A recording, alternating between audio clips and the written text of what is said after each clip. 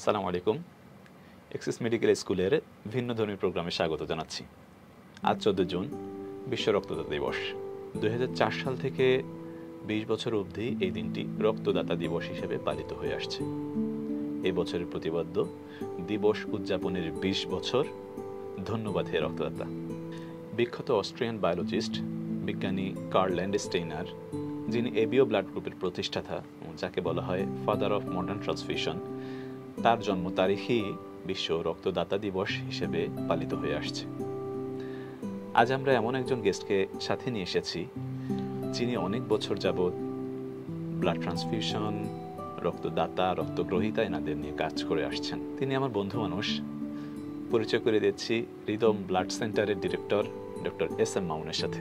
স্বাগতম doctor S M Mamun আমাদের প্রোগ্রামে আসার জন্য। Thank you Imran, thank you Axis medical স্কুলকে যে আজকে এমন চমৎকার একটা প্রোগ্রাম আয়োজন করার জন্য এবং আমার মতো একজন ক্ষুদ্র মানুষকে এখানে সুযোগ দেওয়ার জন্য আমি আবার ধন্যবাদ জানাচ্ছি যারা আজকে শুনছেন। আমার মনে হয় যে রক্ত নিয়ে অনেকগুলো বিষয়, অনেকগুলো ভুল ধারণা আমাদের মধ্যে রয়েছে, যেটা আমার মনে হয় যে আজকের গল্পের মধ্য দিয়ে আমরা অনেকটা ক্লিয়ার করতে পারবো বা একটা সিনারিও তুলে আনতে পারবো। তো এটা আমি মনে করি যে এক্সিসের চমৎকার একটা উদ্যোগ এই ধরনের প্রোগ্রামগুলো, এবং এতে শুধু চিকিৎসক বা মেডিকেল স্টুডেন্ট শুধু নয়, সাধারণ মানুষও এই ধরনের প্রোগ্রামগুলো থেকে শিখতে পারবো, উপকৃত হবে। ধন্যবাদ। আজকে আমি আপনাকে আপনি করে বলবো না তুমি করে বলবো, প্রথম প্রশ্ন আমার এটা, কারণ আপনি আমার বন্ধু মানুষ কিন্তু আবার একটা প্রোগ্রাম। অবশ্যই তুমি করে বলবা, সেটা বেশি কমফোর্টেবল হবে আর কি দুজনই। আচ্ছা, ধন্যবাদ। আমি প্রথমে তোমার কাছে তোমার ব্লাড সেন্টার শুরুর গল্পটা, মোটিভেশনটা শুনতে চাই। কিভাবে শুরু হলো জিনিসটা? অ্যাকচুয়ালি আমি যদি তোমাকে একটু তথ্য দেই যে পৃথিবীতে প্রতি 1 সেকেন্ডে 3 জন মানুষের রক্তের প্রয়োজন হয়, এবং বাংলাদেশের মতো জায়গাতে যেখানে অনেক মানুষের বসবাস, বাংলাদেশে প্রতি বছর প্রায় 9 থেকে 12 লক্ষ ব্যাগ রক্তের দরকার হয়, এবং এর মধ্য থেকে সব মিলিয়ে 6 লক্ষ ব্যাগ মতো রক্ত ম্যানেজ হয়। বাকি আরো 6 লক্ষ ব্যাগ, বাকি 3 থেকে 6 লক্ষ ব্যাগ রক্তের একটা ঘাটতি প্রতি বছর থেকে যাচ্ছে, এবং এই ঘাটতির ফলে বাংলাদেশে প্রতি বছর প্রায় 70,000 মানুষ মারা যায়, যারা সময় মতো রক্ত না পেয়ে মারা যাচ্ছে। এবং এটা অ্যাকচুয়ালি অনেক বড় একটা নাম্বার, এবং এর মধ্যে বেশিরভাগই হচ্ছে নারী এবং শিশু। তো আমরা দেখলাম যে বিশেষ করে আমরা তো যারা মেডিকেল প্রফেশনে আছে, এটা তো আমরা সবসময় দেখছি যে কত মানুষের রক্তের প্রয়োজন হচ্ছে, কিন্তু রক্ত ছাড়া মৃত্যুর যে ডাটা, এটা যখন আমরা দেখলাম, এবং যখন আমরা দেখলাম যে আমাদের যে বাংলাদেশ, আমরা যদি আমাদের ইতিহাস দেখি, যেখানে আমাদের ইতিহাস আসলে রক্ত দিয়ে স্বাধীনতার ইতিহাস।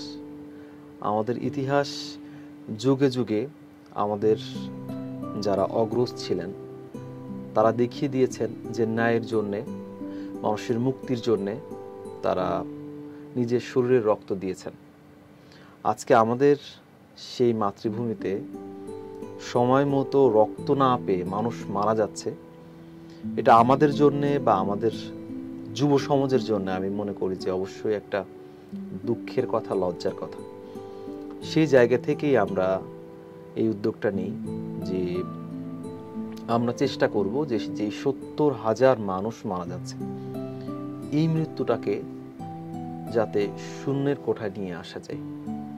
এই জায়গা থেকেই মূলত আমাদের কাজের শুরু, এবং আলহামদুলিল্লাহ আমরা প্রতিদিন অসংখ্য মানুষকে সাপোর্ট দিতে পারছি রিদম ব্লাড সেন্টারের মাধ্যমে। অসংখ্য ধন্যবাদ এত সুন্দর করে বলার জন্য। তুমি বললা যে 70,000 মানুষ মারা যাচ্ছে, এর মধ্যে বেশিরভাগ নারী এবং শিশু। আমার মনে হয় ম্যাটারনাল মর্টালিটির যে একটা বড় হার, যেটা এন্টিপার্টাম হেমোরেজ এবং পোস্টপার্টাম হেমোরেজ, এটাই মনে হয় একটা বড় কারণ। হ্যাঁ, এবং এটাই বড় কারণ। দেখা যায় তখন একটা ম্যাসিভ ব্লাড ট্রান্সফিউশন প্রয়োজন হয় অনেকেরই। 7-8 ব্যাগ, 10 ব্যাগও ব্লাড অনেক মায়ের প্রয়োজন হয়ে পড়ে। আসলে এটা একটা ক্রাইসিস মুহূর্ত ওই ফ্যামিলির জন্য, তার বন্ধু বান্ধব যারা আছে, মানে at a time emergency condition 10 bag blood manage করা, সেটা যে ব্লাড গ্রুপই হোক, সো টাফ। তোমার কাছে আমার একটা প্রশ্ন, ব্লাড সেন্টার নিয়ে কাজ করতে যে কোনো ইন্টারেস্টিং কোনো এক্সপেরিয়েন্স যেটা তোমার মনে পড়ে, এমন কোনো এক্সপেরিয়েন্স হয়েছে যেটা শেয়ার করতে চাও? অবশ্যই অসংখ্য এক্সপেরিয়েন্সের মধ্য দিয়ে প্রতিদিন যাচ্ছি আর কি। কিন্তু অ্যাকচুয়ালি ইন্টারেস্টিং থেকে যদি বলি যে এই ধরনের কাজগুলোতে অসংখ্য প্রশান্তির এক্সপিরিয়েন্স আছে, অসংখ্য প্রশান্তির এক্সপিরিয়েন্স আছে। আমি যদি দুই একটা তোমাকে বলি যে একটা পেশেন্ট আসছে, একটা ফিমেল পেশেন্ট, এবং তারও হচ্ছে পোস্টপার্টাম হেমোরেজ নিয়েই মূলত আসছে রংপুর থেকে এবং ঢাকা মেডিকেল কলেজে। এই পেশেন্টটার সঙ্গে আসছে শুধু একজন বৃদ্ধা মহিলা, কেউ আসে নাই, ইভেন তার হাজব্যান্ডও আসে নাই। তো রক্তের প্রয়োজন, অনেক ব্যাগ, এবং এই মহিলা সে কিছুই চিনে না, কিছুই জানে না, তার কাছে টাকা পয়সা নাই, সোশ্যাল মিডিয়া নাই। তো একজন তাকে সন্ধান দিল যে আপনি হৃদমে যান, এখানে যদি আপনার ইয়ে হয়। তো ঢাকা মেডিকেল কলেজ থেকে একজন স্টাফ হচ্ছে যোগাযোগ করে তাকে আমাদের এখানে পাঠায়। তার যত ব্যাগ রক্তের প্রয়োজন ছিল, ইভেন তার যাতায়াতের ভাড়া নাই তার কাছে, এমন একটা অবস্থা। তো আমাদের অ্যাকচুয়ালি মানে স্টাফ যারা আছে অ্যাকচুয়ালি এদের মানে আমি মাঝে মাঝে অবাক হই যে এরা এতটা মানবিক যে মানে কেউ দুঃখের কথা বললে আমি দেখি যে আমাদের অনেকেই তার চোখে পানি এসে যায়, এমন একটা অবস্থা। তো এনার ক্ষেত্রে যেটা হলো যে আমাদের ওই সময় ওরা যত ব্যাগ রক্তের প্রয়োজন ছিল, আমাদের কাছে অত ব্যাগ তখন কালেকশনে ছিল না, যতগুলো ছিল সেটা দিয়ে বাকিটা কালেকশনের চেষ্টা করার সাথে সাথে ওনার থেকে কোনো প্রকার পরীক্ষা নিরীক্ষা প্রসেসিং এর খরচ তো রাখাই হয়নি, বরঞ্চ তার যাতায়াতের ভাড়াটাও আমাদের স্টাফরা নিজেদের থেকে তুলে দিয়ে দিয়েছে। তো এই যে সময়গুলো এবং এই সময়গুলোতে ওই মানুষগুলোর যে কৃতজ্ঞতা, তাদের যে চোখের ভাষা, তাদের যে দোয়া, এই যে সিচুয়েশনটা, এইটা প্রচন্ড প্রচন্ড রকম প্রশান্তির। যারা অ্যাকচুয়ালি এই কাজগুলো করে এরা ছাড়া একটা খুব ফিল করা, কেউ ফিল করতে পারবে। হ্যাঁ, যে এমন হয়। এবং সবসময় যে শুধু মানে একজন গরিব মানুষ উপকৃত হয় তা না, টাকা পয়সা থাকলেও সবসময় কিন্তু যে ম্যানেজ হয়ে যায় রক্ত, ব্যাপারটা এমন না, এটা তো কিনতে পাওয়া যায় না। আমাদের ঢাকাতে একটা স্বনামধন্য হাসপাতালের খুব ধনী একজন মানুষ, যার রক্তের প্রয়োজন রাত্রে 3টায়, এবং হচ্ছে তখন 18 ব্যাগ রক্তের প্রয়োজন, 18 ব্যাগ রক্তের প্রয়োজন, রাত 3টা বাজে। তখন আমাদের কাছে ফোন আসছে, আমাদের কাছে ওই গ্রুপের রক্ত ছিল 15 ব্যাগ। তো আমরা ইনস্ট্যান্ট 15 ব্যাগ রক্তের সাপোর্ট দিতে পারি আর কি, বাকি 3 ব্যাগ তারা কিন্তু ম্যানেজ করেছে। তো এই যে এই সময়গুলোতে, অর্থাৎ এমন একটা অ্যাকিউট ক্রাইসিস, যে সময় থেকে আসলে একজন ডোনারকে খুঁজে বের করা, বাসা থেকে ডেকে নিয়ে আসা, এই জায়গাটাতে কিন্তু হচ্ছে মানে পসিবল হয় না।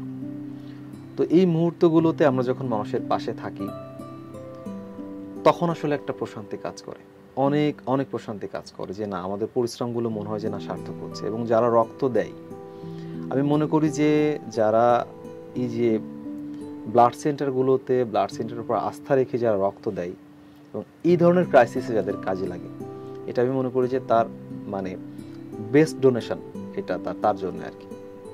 এবং আমাদের এমন রোগী আছে যাদের নিয়মিত রক্ত ট্রান্সফিউশন প্রয়োজন হয়, যেমন হচ্ছে সিকেডির পেশেন্ট, যার ডায়ালাইসিস চলতেছে, রক্ত নিতে হচ্ছে নিয়মিত, যারা হচ্ছে ব্লাড ক্যান্সারের পেশেন্ট, থ্যালাসেমিয়ার পেশেন্ট, এই পেশেন্টগুলোর যখন প্রতি মাসে 1 ব্যাগ 2 ব্যাগ করে রক্তের প্রয়োজন হচ্ছে, এরা কিন্তু অ্যাকচুয়ালি একটা সময় মানুষের আবেগ থাকে, একটা সময় হয়তো সে বলতেছে ফ্রেন্ডরা অ্যারেঞ্জ করে দিচ্ছে, একটা সময় পরে যেয়ে কিন্তু আর দেয় না, মানে ওই আবেগটা থাকে না মানুষের। কতদিন পারা যায়, তো লাইফ লং লাগতেছে। সবার জীবনই গতিময়, এক একজন এক এক দিকে গতিতে চলছে, বা থেমে থাকছে না, কেউ থাকছে না। ফলে যেটা হচ্ছে যে তারা যখন চেষ্টা করছে, তখন ওইভাবে রেসপন্স সোসাইটি থেকে খুব কম আসতেছে। এরা কিন্তু মানে আমাদের উপর অনেকটা ডিপেন্ড করে, এবং আমরা দেখি যে সে চিকিৎসা করতে করতে শেষ হয়ে যাচ্ছে। আমরা হৃদমে যেটা চেষ্টা করি যে মানে আমরা তো প্রসেসিং খরচের একটা অংশ পেশেন্ট পার্টি থেকে রাখার চেষ্টা করি, বাকিটা আমরা ভর্তুকি দিই। তো ওনাদের ক্ষেত্রে ওইটা মিনিমাইজ করে দেওয়ার আমরা চেষ্টা করি, যে সিকেডির পেশেন্ট, তার এমনিতেই সপ্তাহে ডায়ালাইসিস দিতে হচ্ছে, সে এই প্রসেসিং খরচটা তার জন্য কঠিন। কিন্তু এই মানুষগুলো আসলে অনেক বেশি কৃতজ্ঞ থাকে, এই মানুষগুলো যার রেগুলার রক্ত প্রয়োজন হচ্ছে এবং যে আমাদের কাছে এসে এই সাপোর্টটা পাচ্ছে, সে অনেক বেশি কৃতজ্ঞতা তারা প্রদর্শন করে, বা তারা অনেক বেশি অ্যাকচুয়ালি সাপোর্ট পায়। তো এই ব্যাপারগুলো আসলে আমাদের প্রশান্তির জায়গা। আমরা স্যাটিসফাইড হই, সাথে সাথে এটাই আমাদের জন্য মোটিভেশন হিসেবে কাজ করে। তুমি যে 2-3টা ঘটনা বললা, আসলে একটা মানে খুবই স্যাটিসফাইং ঘটনা বললা। এগুলো আসলে যারা ফেস করে এর বাইরে কেউ এই প্রশান্তিটা অন্য কেউ উপলব্ধি করতে পারবে না। কিন্তু আমরা অনেক সময় দেখি বা শুনেছি তোমাদের কাছ থেকে, তোমাদের মতো যারা কাজ করে, যে এইসব প্রশান্তির বাইরেও অনেক সময় অনেক বাধা বিপত্তিও অনেক সময় তোমাদের ফেস করতে হয় বা অনেক অবস্টাকল ফেস করতে হয়। এমন কোনো অবস্টাকল তোমার এই ব্লাড সেন্টার পরিচালনার ক্ষেত্রে কখনো ফেস করেছো কিনা, বা যেটা আসলে অনেক সময় মানসিক কষ্টের কারণ হয়েছে, এমন কিছু? অবস্ট্রাগল তো অবশ্যই আছে। যে কোনো কাজে আসলে স্মুথ হয় না কোনো কাজই, সেটা যত ভালো কাজ হোক না কেন বা খারাপ কাজ হোক না কেন, অবস্ট্রাগল থাকেই। বাংলাদেশের মানুষকে নিয়ে কাজ করতে গেলে তুমি যত ভালো কাজই করবা, তুমি গালি খাবা না এমনটা অ্যাকচুয়ালি পসিবল না। তো এইগুলো তো থাকেই। এগুলো আমার কাছে যেটা মনে হয় যে সব থেকে বড় অবস্ট্রাগল হচ্ছে আমাদের রক্ত নিয়ে যে ভুল ধারণাটা। আমাদের শুধু সাধারণ মানুষ শুধু না, মেডিকেল প্রফেশনে যারা আছে এদেরও রক্ত এবং ব্লাড সেন্টার এগুলো নিয়ে অ্যাকচুয়ালি অনেক ভুল ধারণা আছে। এটা ফেস করতেই মনে হয় যে সব থেকে বেশি কষ্ট হয়ে যায়। যেমন আমি যদি দু একটা বলি, যে সাধারণ মানুষের একটা কমন সাইকোলজি আছে, রক্তদাতাদের একটা কমন সাইকোলজি আছে অনেকের মধ্যেই। সেটা হলো যে আমাকে কেউ একজন ফোন দিবে রক্তের প্রয়োজনে, এবং আমার পরিচিত কেউ যখন রক্তের প্রয়োজন হবে আমি যে হাসপাতালে সরাসরি তাকে দিয়ে আসবো, ঠিক আছে। আবার হচ্ছে যে ঠিক আছে, আমার পরিচিত কারোর বাইরেও যদি আমি দিই, তবে অবশ্যই রোগী পক্ষ বা কেউ ফোন দিলে দেন আমি যেয়ে দিয়ে আসবো হাসপাতালে। আমি হচ্ছে আগে থেকে দিয়ে রাখবো না, কাকে না কাকে দিচ্ছে আমি জানি না। এই জায়গাটা একটা বিশাল রকমের, মানে আমরা মনে করি যে আমাদের কাজের জন্য এক স্ট্রাগল হয়ে দাঁড়ায়। কারণ হলো, আমি তোমাকে যেটা বলতেছিলাম যে শুরুতে যেটা বললাম, যে 70,000 মানুষ অ্যারাউন্ড মারা যাচ্ছে বছরে রক্ত না পেয়ে, এই মানুষগুলো আসলে কারা? এটা কিন্তু তুমি আমি বা আমাদের মতো কেউ না। আমরা যখন রক্তের প্রয়োজন হয়, আমার যদি প্রয়োজন হয়, আমার অসংখ্য ফ্রেন্ড সার্কেল আছে, আমি সোশ্যাল মিডিয়া আছে, আমি গ্রুপে পোস্ট করলে হয়তো কাউকে না কাউকে পেয়ে যাব। আমার ফ্রেন্ডের যদি প্রয়োজন হয়, তারও অনেক মানুষের সাথে পরিচয় আছে, তারা কাউকে না কাউকে পেয়ে যাবে। তাহলে রক্ত না পেয়ে মারা যাচ্ছে অ্যাকচুয়ালি কারা? সেই মানুষগুলো যে আসলে তোমার আমার কাছে রিচ করতে পারছে না। আচ্ছা, ইউনিভার্সিটির একটা স্টুডেন্টের কাছে সে রিচ করতে পারছে না। কারণ সেই মানুষটা, আমরা যদি দেখি যে ঢাকাতে যতগুলো হাসপাতাল আছে, প্রতিদিন আমাদের কাছে একটা অ্যারাউন্ড হিসাব হলো যে অ্যারাউন্ড 40,000 মানুষ ঢাকার সবগুলো হাসপাতালে চিকিৎসা নেয়। ম্যাক্সিমাম আসে গ্রাম থেকে, ম্যাক্সিমাম আসে ঢাকার বাইরে থেকে। কয়জন মানুষের এই ঢাকা শহরে পরিচিত মানুষ আছে? নাই। কিন্তু গ্রাম থেকে আসতেছে এবং অত্যন্ত গরিব মানুষ, যার সোশ্যাল মিডিয়া নাই, কাছে টাকা পয়সা নাই, ঢাকাতে পরিচিত লোকজন নাই, সে ঢাকা মেডিকেল কলেজে আসলো, বিএসএমইউতে আসলো, বা কোনো সরকারি বেসরকারি মেডিকেল কলেজে আসলো, হাসপাতালে আসলো। এর মধ্যে একটা বিশাল সংখ্যক মানুষ যাদের রক্তের দরকার হচ্ছে, এরা রক্তের জন্য আমাদের কাছে আসছে। এ কিন্তু ডোনারের কাছে যেতে পারছে না। তাহলে আমাদের ডোনাররা যখন চিন্তা করছে যে আমাকে কেউ ফোন দিলে দেন আমি যাব, যে সরাসরি তাকে দিয়ে আসবো, অ্যাকচুয়ালি যার নিড সে তো তার কাছে যেতেই পারছে না। তার কাছে যেতে পারছে সেই মানুষটা যে আরো 10 জনের কাছে যাওয়ার ক্যাপাসিটি রাখে, কিন্তু যাদের অ্যাকচুয়াল নিড এরা যেতে পারছে না। আবার একটা ব্যাপার হলো যে এই যে গভীর রাতে, রাত 3টার সময় রক্তের প্রয়োজন, 4টার সময় রক্তের প্রয়োজন, কোথায় পাবে? সে কোথায় পাবে? সে তখন ডোনার কোথায় পাবে? আবার হচ্ছে যে অনেক সময় রোড ট্রাফিক অ্যাক্সিডেন্ট হয়ে আসলো, ইনস্ট্যান্ট ব্লাড লাগবে, কারণ হিউজ ব্লাড লস হয়ে গেছে। এই সময়ে একজন ডোনার ফোন করে করে করে খুঁজে নিয়ে আসতে হবে, তারপরে সে আসবে, তারপরে প্রসেস করতে হবে, অনেক সময়ের ব্যাপার। এই সময়ের মধ্যে তো পেশেন্ট নাই হয়ে যাবে। এইগুলো কারণেই কিন্তু হচ্ছে। আমি তোমাকে বলি, গত ঈদে একজন ইন্টার্ন ডক্টর সিলেট থেকে আসছে। ঈদের দিন ভোর 5টার সময় সে রোড অ্যাক্সিডেন্ট করে ঢাকাতে নিয়ে আসছে। ভোর 5টার সময় ইনস্ট্যান্ট ব্লাড দরকার। ঈদের দিন ঢাকা শহর ফাঁকা, কেউ নাই, কোথাও রক্ত নাই। আমরা ঈদের দিন ফজরের সময় তার রক্তটা নিশ্চিত করে দেন তারপর আমরা নামাজে গেছি। এই যে একটা ব্যাপার, একজন চিকিৎসক তাকে যদি ওই সময় ম্যানেজ করা না যেত বা আমাদের কাছে যদি রক্ত না থাকতো, তাহলে হয়তো নাও বাঁচানো যেতে পারে, হয়তো তাকে হারিয়ে ফেলতাম। হ্যাঁ, তো এই যে ব্যাপারটা, যে সবাই যদি এভাবে চিন্তা করে যে আমাকে কেউ ফোন দেওয়ার পরেই আমি যাব, তাহলে কিন্তু মানে এই ক্রাইসিসটা ফিল আপ করা সম্ভব না। আমরা যদি মনে করি যে অ্যাকচুয়ালি যার নিড আমি তাকে দিতে চাই, তাহলে আমি সরাসরি দিয়ে আসি, আর যেখানেই দিই না কেন আমার রক্তটা যদি আসলে আমি আগে থেকে দিয়ে রাখি, তাহলে ইনস্ট্যান্ট ক্রাইসিসে কেউ না কেউ সাপোর্ট পাবে, এবং সেই মানুষটা সাপোর্ট পাবে যার আসলে যাওয়ার কোনো জায়গা নেই। এইটা আমি মনে করি যে আমাদের একটা অবস্ট্রাকল, যে এই ধরনের একটা কনসেপশন আমাদের, যে আমি সরাসরি দিব। Number one. নাম্বার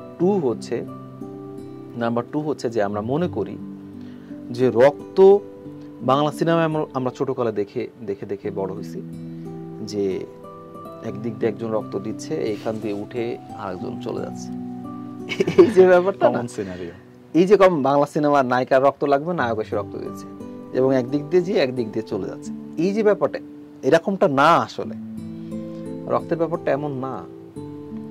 রক্ত নিয়ে মাঝখানে অনেকগুলো কাজ আছে, পরীক্ষা নিরীক্ষা, অনেক কিছু, এবং রক্ত সাধারণত সাথে সাথে দেওয়া হয় না, ইনস্ট্যান্ট দরকার ছাড়া।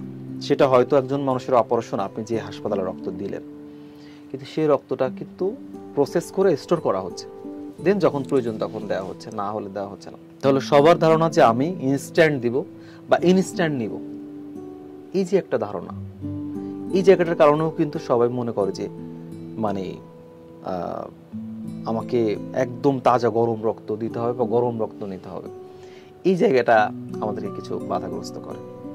থার্ড একটা ব্যাপার আছে, সেটা হলো যে বিশ্বস্ততার জায়গা। বাংলাদেশে আসলে কোনো পক্ষকে বিশ্বাস করাটা একটু কঠিন, আসলেই কঠিন। আমরা আসলেই বিশ্বাস রাখতে পারি না মানুষের প্রতি। ব্লাড ব্যাংকগুলো যারা আছে আসলে সবসময় সততা বজায় রাখছে না বা রাখতে পারছে না। তো এই জায়গাটার কারণে দেখা যায় যে মানুষের বিশ্বস্ততার জায়গাটা হ্যাম্পার হয়, যে না কেমন কি ভালো কি মন্দ।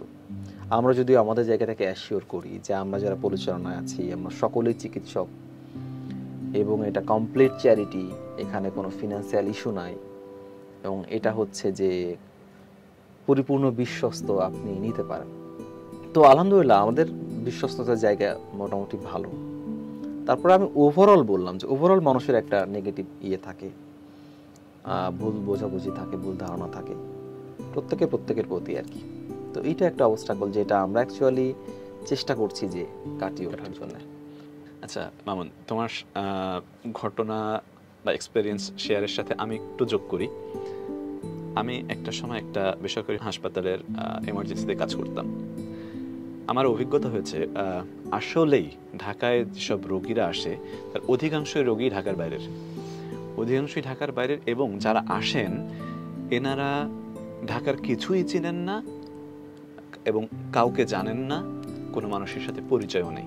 এনারা আসলে একটা মানে বড় ধরনের চিন্তা বা বড় ধরনের একটা বিপদ মাথায় নিয়ে আসেন, যেটা থেকে উদ্ধার পাওয়ার জন্য তাদের এরকম কিছু হেল্পিং হ্যান্ড প্রয়োজন, যেটা তোমরা অনেক সুন্দরভাবে কাজ করছো। তবে আমার কিছু প্রশ্ন এখানে তৈরি হচ্ছে, যেমন যারা ঢাকায় আসছেন তাদেরকে তোমরা সাপোর্ট দিচ্ছ, বা আরো অনেকে যারা আছেন তারা সাপোর্ট দিচ্ছেন। ঢাকার বাইরে এমন তোমাদের কোনো ব্যবস্থা আছে কিনা, অথবা তোমার জানা মতে ঢাকার বাইরে এই সার্ভিসটা, যেখানে ব্লাড রাখা হচ্ছে, ব্লাড সেন্টার বা ব্লাড ব্যাংক আমরা যাই বলি, এটা কতটা উন্নত, বা এই সার্ভিসটা কিভাবে পাচ্ছেন ঢাকার বাইরের রোগীরা? সব রোগীরা তো ঢাকায় আসছেন না, তারা কিভাবে এটা পাচ্ছেন, বা তোমাদের পরবর্তীতে এটা নিয়ে কি প্ল্যান? অ্যাকচুয়ালি আমরা যদি দেখি যে বাংলাদেশের যত স্পেশালাইজড হসপিটাল আছে, স্পেশালাইজড হসপিটালগুলো মূলত ঢাকাতেই। ফলে সারা দেশ থেকে একটু ক্রিটিক্যাল রোগীগুলো ম্যাক্সিমাম ঢাকাতেই চলে আসে। ওকে, তবে টোটাল ব্লাডের যে নিড, এর ম্যাক্সিমাম নিডটা ঢাকাতে, ঢাকার বাইরেও নিড আছে। আমরা বাৎসরিক যেই নিডটা, যদিও এগুলো নিয়ে স্টাডিগুলো খুব স্পষ্ট না, মানে টু দি পয়েন্টটা অনেক সময় একটু তথ্য পাওয়া কঠিন, আমরা চেষ্টা করি সর্বোচ্চ তথ্যগুলো রাখার জন্য। তো ম্যাক্সিমাম রক্তের চাহিদা যেহেতু ঢাকাতে, তো যার জন্য আমাদের মেইন সার্ভিসটা আসলে ঢাকাতেই। এখানে একটা ব্যাপার, সেটা হলো যে তুমি যেটা বললা যে ঢাকার বাইরে যখন প্রয়োজন হচ্ছে, অ্যাকচুয়ালি রক্ত তো শুধুমাত্র যে হোল ব্লাড প্রয়োজন হয় ব্যাপারটা এমন না। ভিন্ন ভিন্ন পেশেন্টের ক্ষেত্রে রক্তের ভিন্ন ভিন্ন উপাদান প্রয়োজন হয়। আমরা তো সকল প্রকার উপাদানই দিতে পারি, যেমন হচ্ছে যে whole blood, RCC, plasma, platelet, then protein solution, then factor 8 ইত্যাদি ইত্যাদি ডিফারেন্ট যতগুলো উপাদান প্রয়োজন হয় বাংলাদেশের চিকিৎসার জন্য আমরা সবগুলোই দিয়ে থাকি আর কি। ঢাকার বাইরে যেটা হয় যে ঢাকার এই ধরনের সেল সেপারেটর মেশিনগুলো বা ডিফারেন্ট উপাদানগুলো, এগুলোর ফ্যাসিলিটি নাই বললেই চলে। খুব কম দু একটা বিভাগীয় শহরে কিছু আছে, যেটা হচ্ছে সরকারি মেডিকেল কলেজ বা এরকম জায়গাগুলোতে। এর বাইরে অ্যাকচুয়ালি ওভাবে নাই। ফলে দেখা যায় যে যখন কোনো ভিন্ন উপাদানের প্রয়োজন হয় তখন ঢাকার বাইরে থেকেও ঢাকাতেই পাঠায় দেয় এগুলো নেওয়ার জন্য। আমাদের থেকে কখনো কখনো এমন হয় যে কিছু কিছু পেশেন্ট তারা ঢাকার আশপাশের জেলাগুলো থেকে এসে নিয়ে যায়, আশপাশের জেলাগুলো থেকে। তবে হ্যাঁ, অন্যান্য বিভাগীয় শহর বড় বড় জায়গাগুলোতে সুযোগ হয় না পাঠানোর, হয়তো তারা পেশেন্ট পাঠিয়ে দেয়। তো আমাদের পরিকল্পনা আছে আসলে যে আমরা আমাদের ব্রাঞ্চগুলোকে বৃদ্ধি করব এবং হচ্ছে মোটামুটি সারা দেশের সকল জায়গাতে আমরা যেন এই সাপোর্টটা মানুষকে দিতে পারি। শুধু এটা না, হেলথ নিয়ে আরো বেশ কিছু পরিকল্পনা আমাদের আছে, হয়তো এটা নিয়ে কথা হবে। আচ্ছা মামা, তুমি অনেকগুলো অবস্টাকল কথা বলছিলে আর কি। তো এর মধ্যে আমার একটা প্রশ্ন মাথায় আসলো আর কি, যে তুমি একটা অবস্টাকলের কথা বলেছিলে যে বিশ্বস্ততার ব্যাপারটা। তো আমাদের সাধারণ মানুষদের খুব কমন একটা প্রশ্ন আমি তোমাকে করি, যে এই ব্লাডগুলো কার কাছ থেকে আনা হচ্ছে, একটা প্রশ্ন। দ্বিতীয় প্রশ্ন হচ্ছে, এই ব্লাডগুলো আমি কেন টাকা দিয়ে কিনে নিব, টাকাটা কোন পারপাসে আমাকে দিতে হবে? কারণ এই ব্লাড ব্যাংক তো বেশিরভাগ ক্ষেত্রেই মানে হচ্ছে ডোনারদের, স্বেচ্ছায় রক্তদাতাদের কাছ থেকে নেওয়া হয়।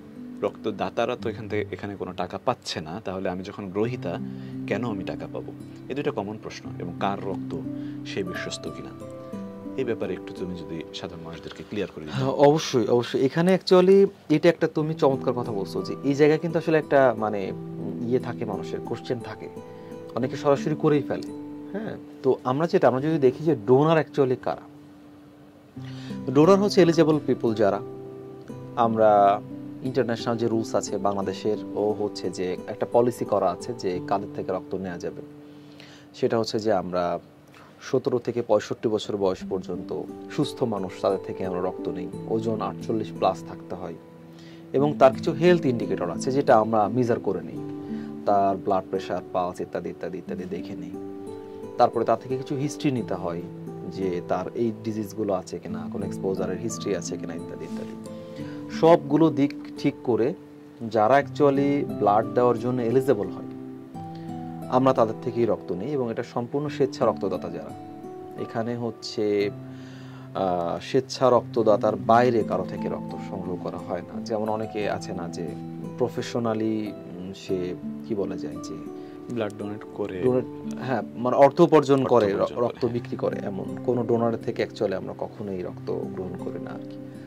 এটা সম্পূর্ণভাবে আমরা হচ্ছে স্বেচ্ছা রক্তদাতাদের থেকেই এটা নিই। এবং সেটা হলো যে বিভিন্ন ইউনিভার্সিটির স্টুডেন্ট, বিশেষ করে মেডিকেল স্টুডেন্ট, ইউনিভার্সিটি স্টুডেন্ট বেশি আমাদের এখানে রক্ত দেয়। ইউনিভার্সিটিগুলোতে আমাদের বিভিন্ন প্রোগ্রাম হয় এবং সেই প্রোগ্রামগুলো মাধ্যমেই বেশিরভাগ রক্ত আসে। আর স্বেচ্ছা রক্তদাতা যারা আছে এরা হৃদমে এসে স্বেচ্ছায় রক্ত দিয়ে যায়। আর খরচের ব্যাপার তুমি বললা, কারা পাচ্ছে সেটা তো আমি বললাম, যে কোনো মানুষ যার প্রয়োজন হচ্ছে। খরচের ব্যাপারটা আসলে রক্তের জন্য কোনো খরচ হয় না। আচ্ছা, রক্তের জন্য কোনো টাকা লাগে না। টাকাটা লাগে হচ্ছে যে আমি তো রক্তটা নিয়ে এসে আমি তো ওটাকে প্রক্রিয়া করতেছি, মানে পরীক্ষা নিরীক্ষা করতেছি, স্ক্রিনিং করতেছি, ক্রস ম্যাচিং করতেছি। তারপরে হচ্ছে যে ওটার জন্য যে প্রয়োজনীয় ইকুইপমেন্টগুলো এগুলো তো কিনে নিয়ে আসতে হয়।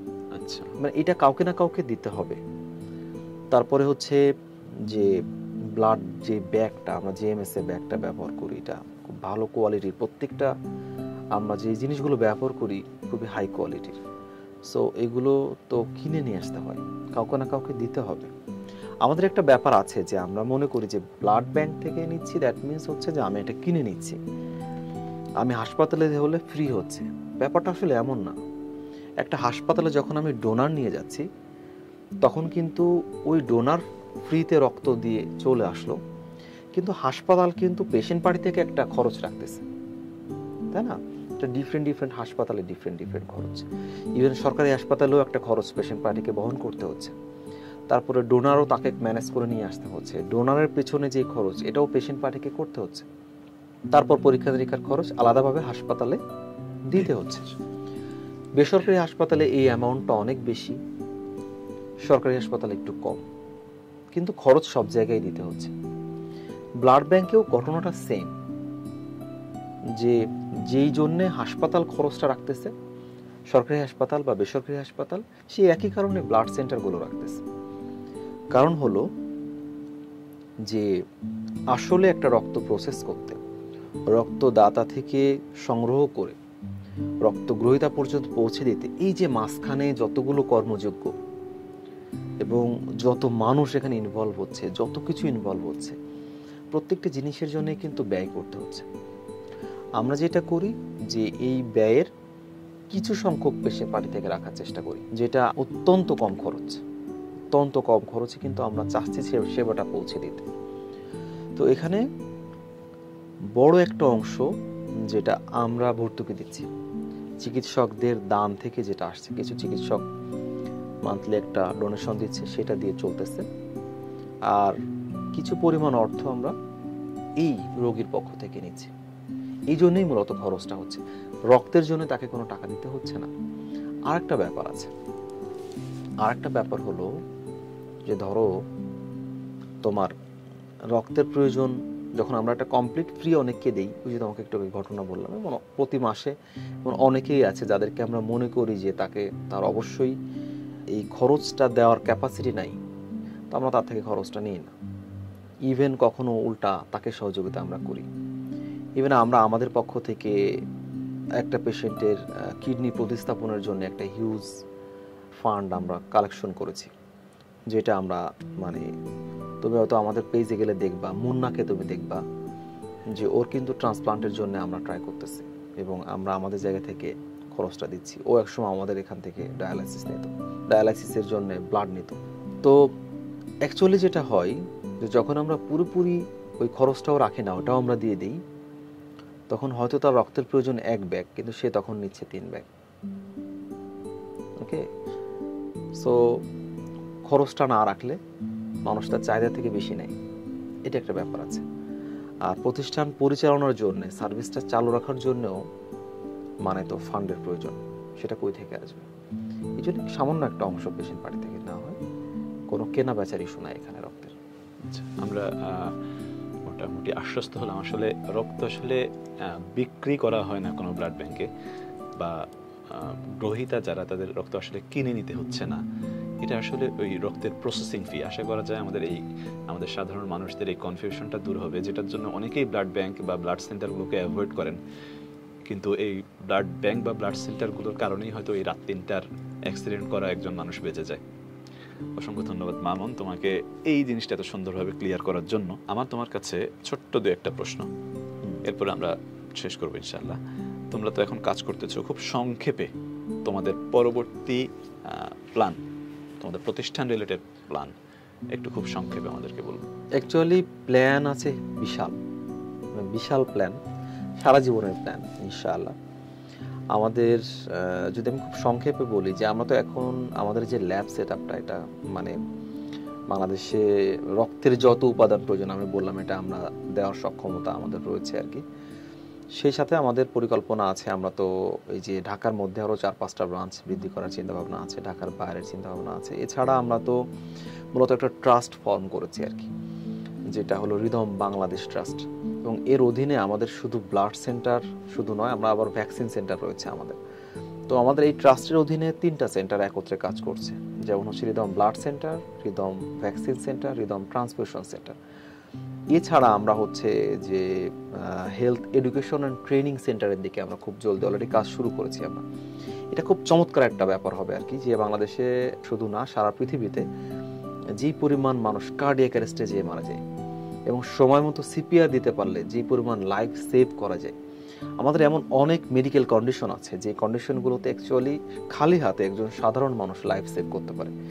শুধুমাত্র না জানা থাকার কারণে এই কাজগুলো আমরা করতে পারছি না, ইভেন অনেক মেডিকেল পার্সনও এটা করতে পারছে না। তো আমরা যেটা শুরু করেছি সেটা হলো যে এই BLS training, basic life support training, যেটা আমরা অলরেডি শুরু করেছি সাধারণ মানুষ লেভেলে এবং মেডিকেল পার্সন যারা আছে তাদের মধ্যেও আমরা এই কাজটা খুব জলদি স্প্রেড করতে যাচ্ছি।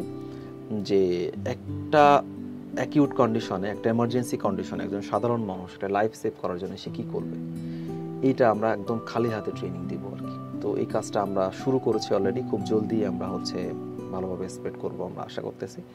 সেই সাথে সাথে হেলথ নিয়ে আমাদের আরও অনেকগুলো চিন্তাভাবনা আছে, যে চিন্তাভাবনাগুলো আমরা সিমালটেনিয়াসলি বাস্তবায়ন করবো ইনশাআল্লাহ। আমাদের অনেকগুলো প্রতিষ্ঠান অলরেডি প্ল্যানে আছে, দোয়া করো যাতে এগুলো বাস্তবায়ন করতে পারে। তোমার এটার সাথে আমার একটা জিনিস আমার প্রতিষ্ঠানের সাথে মিলে, সেটা হচ্ছে তুমি এএলএস বিএলএস ট্রেনিং তোমরা শুরু করছো। তোমরা সম্ভবত তোমাদের মেইন ক্যান্ডিডেট হচ্ছে জেনারেল মানুষজন, সাধারণ মানুষজন। আমাদের এরকম একটা কোর্স আছে, আমরা এটা রান করি অ্যাকিউট মেডিসিন নাম দিয়ে, মেইনলি ডক্টরদেরকে ট্রেন করার জন্য, আরও বেশি ট্রেন করার জন্য, যে ডক্টরদের জন্য জিনিসটা অনেকটা অ্যাডভান্স হবে। শুধুমাত্র সাধারণ মানুষের জন্য ততটুকু না, এর চেয়ে অনেক অ্যাডভান্স হবে। এটা আমাদের একটা অলরেডি আমরা রান করছি। এটা খুবই ভালো এবং খুবই দরকার, খুবই দরকারি। ব্যাপারটা হচ্ছে কি, বাংলাদেশে এই জিনিসটা প্রতিষ্ঠিত নাই, একদমই নাই। আমরা বাংলাদেশে প্রথমবারের মতো একদম প্রথম হিসেবে আমরা 6 মাসে একটা কোর্স, সার্টিফিকেট কোর্স করেছি আলহামদুলিল্লাহ খুব সক্ষমভাবে। দ্বিতীয় আরেকটা কোর্স শুরু হবে আমাদের। আমরা একটা স্বনামধন্য হসপিটালের সাথে কোলাবোরেশন করে সেই হসপিটালেই, একদম হসপিটাল সেটিংয়ে আমরা এই কোর্সটা করে থাকি। এটা খুবই ভালো, এটা খুবই দরকার। কারণ হচ্ছে যে প্রচুর মানুষ বাংলাদেশে প্রচুর দুর্ঘটনা ঘটে, প্রচুর মানুষ হচ্ছে যে বিভিন্ন রকম মেডিকেল এমার্জেন্সি ক্রিয়েট হয়, এবং সেখানে আমাদের এই হাইলি পপুলেটেড একটা কান্ট্রি, সেখানে সবসময় চিকিৎসক পৌঁছে যাওয়া পসিবল হয় না। একটা পেশেন্টকে হাসপাতাল পর্যন্ত নিতে অ্যাটলিস্ট আমার কী করণীয়, এতটুকু প্রশিক্ষণ যদি আসলে থাকে এবং থাকা উচিত সকলের মধ্যে। আমি মনে করি যে শুধু না, আমি এক্সিসকে ধন্যবাদ জানাতে চাই। এক্সিস অ্যাকচুয়ালি আমরা যখন মেডিকেল স্টুডেন্ট তখন থেকে দেখতেছি, এবং এক্সিসের অ্যাকচুয়ালি কার্যক্রমগুলো এত চমৎকার, এবং এক্সিস যেটা করছে, মানে আমি কি বলবো, যে মেডিকেল এক্সিলেন্সের জায়গায় অ্যাকচুয়ালি এক্সিলেন্সে অর্জন করেছে এক্সিস, এবং হচ্ছে যে আমাদের আসলে এই এক্সিলেন্সিটা দরকার। আমি তোমাকে জাস্ট আমি অবাক হই, আমি মালয়েশিয়াতে যখন গেলাম, ওরা আমাদেরকে বিএলএস ট্রেনিং দিয়েছে। আমি যেই মানে হেলথ ক্যাম্পে গেলাম আর কি, বিএলএস ট্রেনিং যারা ট্রেনার এরা হচ্ছে মেডিকেল স্টুডেন্ট। ইন্টারন্যাশনাল একটা মানে প্রোগ্রামে যারা সারা বিশ্ব থেকে চিকিৎসকেরা আসছে, তাদেরকে ট্রেন করতেছে বেসিক লাইফ সাপোর্টের মেডিকেল স্টুডেন্টরা, এবং তারা এত ট্রেন্ড, মানে এই ব্যাপারগুলোতে তারা এতটা অ্যাডভান্স। সো এটা বাংলাদেশে হওয়া উচিত। আমি মনে করি যে মেডিকেল স্টুডেন্টদেরকে নিয়ে যে কাজগুলো এক্সিস করতেছে, এই জায়গাটাতে এক্সিস তাদেরকে নিয়ে যাবে, আমি বিশ্বাস করি। এক্সিসের প্রতি আমার চাহিদাও থাকবে, এটা যেন এক্সিস করে, এবং আমরা এই কাজগুলো করতে পারলে আমি মনে করি যে আসলে এই সমাজের জন্য খুব পজিটিভ একটা ইম্প্যাক্ট তৈরি হবে এবং মানুষ আসলে উপকৃত হবে। তোমার অ্যাপ্রিসিয়েশন আমাদের জন্য ইন্সপিরেশন, থ্যাংক ইউ। আর আমরা বেশি লম্বা করব না, শুধু তোমার কাছে সর্বশেষ একটা জানা, ব্যক্তি মামুন হিসেবে তুমি এই মানে বাংলাদেশকে কোথায় দেখতে চাও, বাংলাদেশের মানুষের জন্য কি করার স্বপ্ন তোমার? এর আগে তোমার প্রাতিষ্ঠানিক প্ল্যান আমি শুনে ফেলেছি, ব্যক্তি মামুনের স্বপ্নটা আমি শুনতে চাই। আমি অ্যাকচুয়ালি তো স্টুডেন্ট লাইফ থেকে অ্যাকচুয়ালি সোশ্যাল অ্যাক্টিভিটির সঙ্গে আছি আর কি। আমি চাই, যদি বলি অ্যাজ এ চিকিৎসক, আমি অ্যাকচুয়ালি একটা সুস্থ বাংলাদেশ চাই, যেখানে মানুষ আসলে মানে হেলথ ইন্ডেক্সে একটু উপরের দিকে থাকবে, তারা ফিজিক্যালি মেন্টালি সুস্থ থাকবে, এবং হচ্ছে দেশের মানুষ আসলে একটু সুনাগরিক হবে। মানে আমি তোকে দুই একটা কথা বলি যে ধরো তুমি যদি রাস্তাতে হাঁটতেছো, তুমি দেখবা সব জায়গায় অনেক নোংরা। এই নোংরাগুলো ফেলেছি কিন্তু আমরা, তাই না? তো এই যে কমন সেন্সটা আমাদের মধ্যে নাই যে আমার দেশকে আমার পরিষ্কার রাখা উচিত, আমার পরিবেশকে আমার ঠিক রাখা উচিত। আজকে পরিবেশটার প্রতি আমরা যত্নশীল না হওয়ার কারণেই আজকে এই পরিবেশ বিপর্যয়। তো আমি যদি আমার লাইফের একটা গোল বলি, তাহলে আমি বলবো যে আমার লাইফের অন্যতম গোল হচ্ছে যে আমি চাই যে আমার দেশের মানুষ সুস্থ হোক, একটা সুস্থ বাংলাদেশ, এবং এই বাংলাদেশের মানুষ সব সুনাগরিক যারা অন্যের প্রতি, সমাজের প্রতি এবং পরিবেশের প্রতি দায়বদ্ধ থাকবে, এবং যারা সেই জায়গা থেকে একটা সুন্দর সমাজ, সুন্দর দেশ গঠনে এবং নিজে এবং সকলকে সাথে নিয়ে কাজ করবে। এটা আমার স্বপ্ন। তোমার অনেক বড় স্বপ্ন, তোমার স্বপ্ন বাস্তব হোক। স্বপ্ন যেন স্বপ্নে না থাকে, যে এটা যেন কাজ করছো তুমি। সুপ্রিয় দর্শক, আপনাদেরকেও অসংখ্য ধন্যবাদ আমাদের এক্সিস মেডিকেল স্কুলের সাথে থাকার জন্য, এবং আজকের আমাদের অনুষ্ঠান বলি আর আড্ডা বলি এটা দেখার জন্য। আশা করি আমাদের রক্তদাতা, রক্তদান এবং রক্তগ্রহিতা রিলেটেড কিছু কনফিউশন থাকলেও সেটা দূর হয়ে গিয়েছে। আর হৃদম বাংলাদেশের জন্য আমি শুভকামনা জানাই। তারা অনেক সুন্দর কাজ করছে, এবং আমি নিজেও অনেককে, আমার হসপিটালে আমি যখন কাজ করেছি অনেককে পেয়েছি যারা হৃদম থেকে ব্লাড নিয়ে এসেছেন, আমরা ওদের ট্রান্সফিউজ করেছি, আলহামদুলিল্লাহ ফিডব্যাক ভালো পেয়েছি। যেহেতু আমার বন্ধু মানুষ মামুনের জোরাজোরিতে বলেন আর আবদারে বলেন, আমি নিজে অনেকবার হৃদমে ব্লাড ডোনেশন করেছি, যাওয়ার সুযোগ হয়, এবং আমি একজন চিকিৎসক হিসেবে নির্দ্বিধায় আমি হৃদমকে রিকমেন্ডেড করি আমার রোগীদের মাঝে। আমি আমাদের দেশের সাধারণ মানুষকে এবং চিকিৎসক সমাজ, মেডিকেল স্টুডেন্ট সবাইকে নিয়মিত রক্ত দান করতে উৎসাহ প্রদান করে এবং সবাইকে আবার শুভেচ্ছা জানিয়ে আজকের আড্ডা এখানেই শেষ করছি। আসসালামু আলাইকুম ওয়া রাহমাতুল্লাহ।